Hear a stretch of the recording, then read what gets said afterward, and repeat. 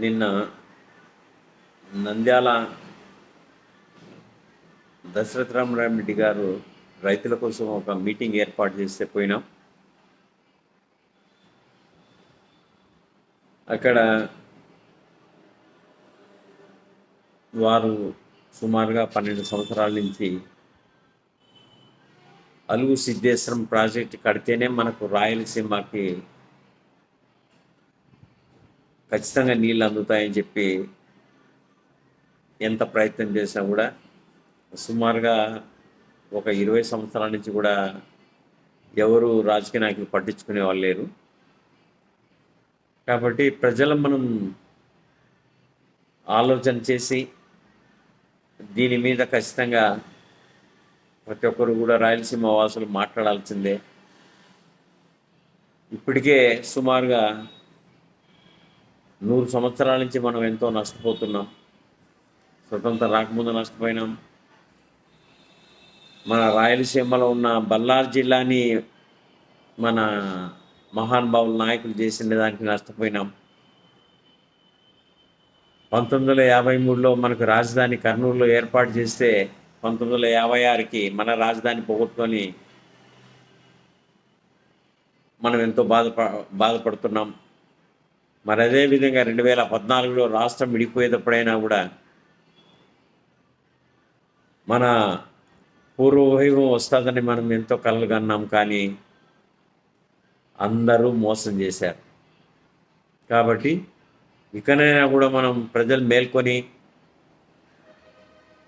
రాష్ట్రం మొత్తం మీద 42% భూభాగం ఉంది మన రాయలసీమలో, కానీ మొదటి నుంచి కూడా మనకు మోసం జరుగుతూనే ఉంది. మన భూములకి 10% కూడా నీళ్లు రావడం లేదు. మరి వారికి ఏమో 80% నీళ్ళు ఇస్తున్నారు, మనకు చూస్తే 10% ఇస్తున్నారు.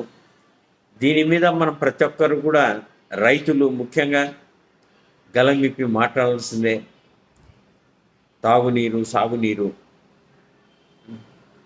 కనీసం అంటే కూడా మనకు ఒక 400 టీఎంసీలు అయితేనే మన రాయలసీమకు సరిపోతాయి. కాబట్టి దాని మీద మనం ఖచ్చితంగా ప్రతి ఒక్కరు పోరాటం చేయాల్సిందే. లేకుంటే ఇంకా 50 ఏళ్ళైనా కూడా మనకు ఇంకా మరణ మృదంగాలు ఎక్కువైపోతాయి. కాబట్టి ప్రతి ఒక్కరూ ఆలోచన చేసి మన రాయలసీమను మనం కాపాడుకుంటేనే మన భవిష్యత్తు ఉంటుందనేది ఒక ఆలోచన.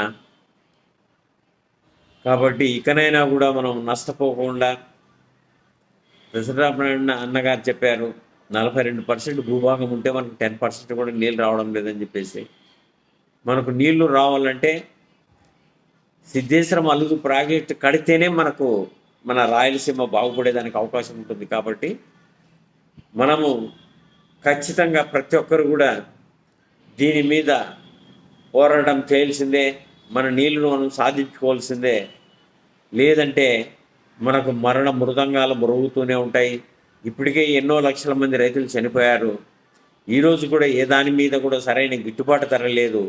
కాబట్టి ప్రతి ఒక్కరు కూడా ఆలోచన చేసి మన రైతులను కాపాడుకోవాలి, మన రాయలసీమని కాపాడుకోవాలా. ప్రతి ఒక్కరిలో కూడా ఈ భావన ఉండాల్సిందే. ఇంతవరకు స్వతంత్రం రాకముందు నుంచి కూడా మనం నష్టపోతున్నాం. కాబట్టి ఇకనైనా కూడా మనం అంతా కలిసిమెలిసి ఈ రాయలసీమని కాపాడుకోవాల్సిందే, రైతుల్ని కాపాడుకోవాల్సిందే. కాబట్టి మేము భారత్ ప్రజా రైతు సంక్షేమ సంఘం నుండి రైతులందరికీ కోరుకుంటూ ముగిస్తున్నాం.